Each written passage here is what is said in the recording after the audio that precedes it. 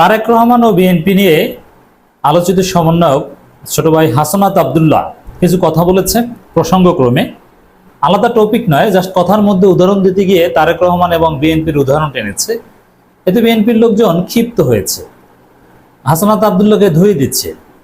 বিএনপির অনেক বড় বড় নেতারা বলছে যে বেশি বোঝা ভালো, কিন্তু মা বাবার চাইতে বেশি বোঝা ভালো না। আবার ছাত্রদল যুবদল অনেক নেতারা বলছে হাসনাত ধৃষ্টতাপূর্ণ বক্তব্য দিয়েছেন তারেক রহমান ও বিএনপি সম্পর্কে, অতএব হাসনাতকে ক্ষমা চাইতে হবে। এটা অবশ্যই বিএনপির একটা ভুল অবস্থান। এই সমন্বয়কদের বিরুদ্ধে অবস্থান নেওয়া বা সমন্বয়কদেরকে এর মধ্যেই শত্রু জ্ঞান করা কিংবা প্রতিপক্ষ হিসেবে ট্রিট করা, এটা বিএনপিকে ব্যাকফুটে নিয়ে যাবে নিঃসন্দেহে।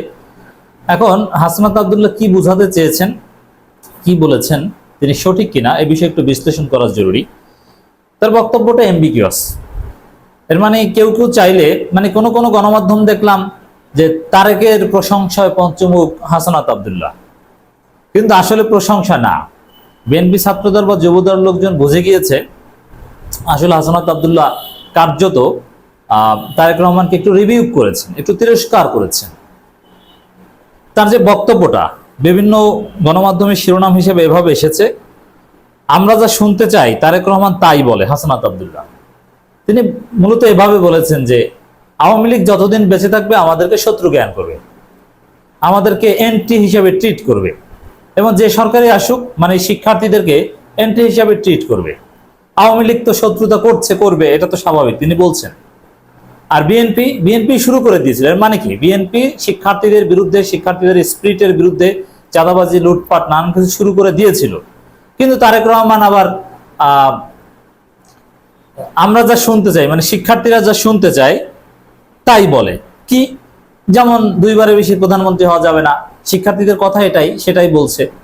আবার 35 করে দিবে চাকরির বয়সসীমা, প্রবেশের বয়সসীমা, দ্বিকক্ষ বিশিষ্ট পার্লামেন্ট, বাইক্যামেরাল পার্লামেন্ট, যা শুনতে চায় সেটাই। চাঁদাবাজের বিরুদ্ধে, লুটপাটের বিরুদ্ধে কথাবার্তা, অথচ এটা আগে বলেনি।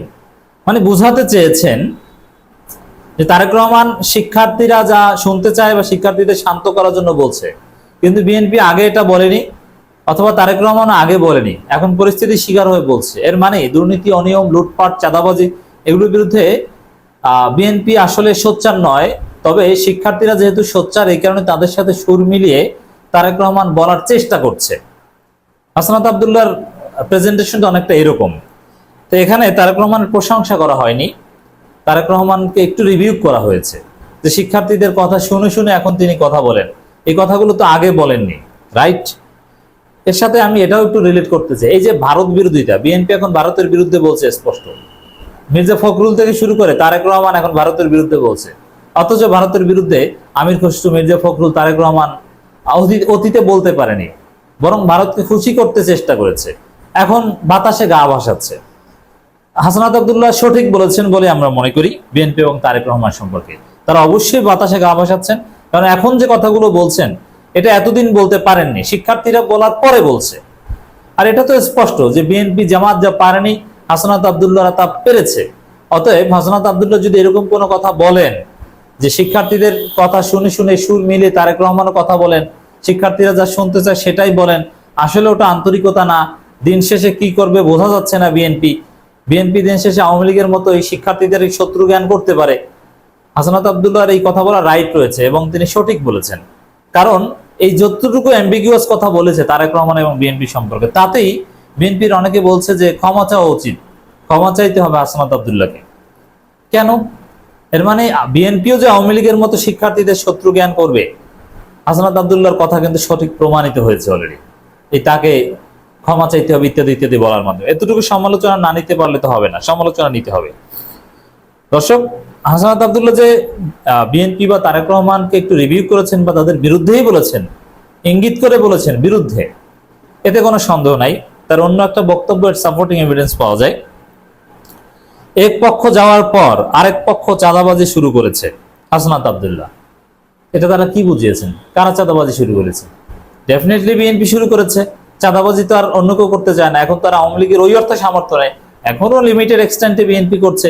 আবার এটাও ঠিক যে বিএনপি যা করছে তার চাইতে বেশি প্রচারণা হয় কিছু কিছু ক্ষেত্রে। আবার এটাও ঠিক যে বিএনপি যা করছে অধিকাংশ মিডিয়া আসে না, তার চাইতে বেশি চাঁদাবাজি করছে। মিডিয়া আসে খুব কম। অতএব হাসনাত আব্দুল্লাহ বিএনপি এবং তারেক রহমানের বিরুদ্ধে বলেছেন, এতে কোনো সন্দেহ নেই। বৈষম্য বিরোধী ছাত্র আন্দোলনের কেন্দ্রীয় সমন্বয়ক হাসনাত আব্দুল্লাহ বলেছেন, এক পক্ষ চলে যাওয়ার পর আরেক পক্ষ এসে বিভিন্ন জায়গায় চাঁদাবাজি শুরু করেছে। তাদের সাবধান করে দিতে চাই, দুর্নীতিবাজরা এখনো বহাল তবিয়তে রয়ে গেছেন, তাদের সতর্ক করতে চাই। আমাদের আন্দোলন অসাম্যের বিরুদ্ধে, স্বৈরাচারের বিরুদ্ধে, দুর্নীতি ও চাঁদাবাজের বিরুদ্ধে, সিন্ডিকেট, অনিয়ম ও বৈষম্যের বিরুদ্ধে। বিগত 16 বছর যারা দুর্নীতি করেছে, এখন আরেকটি দলের ছত্রছায়া এসে যদি দুর্নীতি করার চেষ্টা করেন, ছাত্র জনতা আপনাদের ছাড়বে না। ছাত্র জনতার আন্দোলনে কামার কুলি, দিনমজুর, শিক্ষিত সমাজও ছিল। এই বক্তব্য ডেফিনেটলি বিএনপি ইঙ্গিত করে দেওয়া হয়েছে। অতএব বিএনপি এবং তারেক রহমানকে ইঙ্গিত করে যতটুকু কঠোর কথা হাসনাত আব্দুল্লাহ বলেছে, আমরা ততটুকু সমর্থন করি, তিনি সঠিক বলেছেন। বরং বিএনপির বিভিন্ন অপকর্মের বিরুদ্ধে তারেক রহমান নিজেই তো সোচ্চার। তিনি তো এখন শিক্ষার্থীদের সাথে সুর মিলিয়ে যা শুনতে চায় সেটা বলছেন। অতএব বিএনপির অনিয়মের বিরুদ্ধে হাসনাত আব্দুল্লাহ বলবে, আমরা বলবো, আপনারা সমর্থন করবেন, এটাই উচিত, এটাই এখন সঠিক রাজনীতি হওয়া উচিত।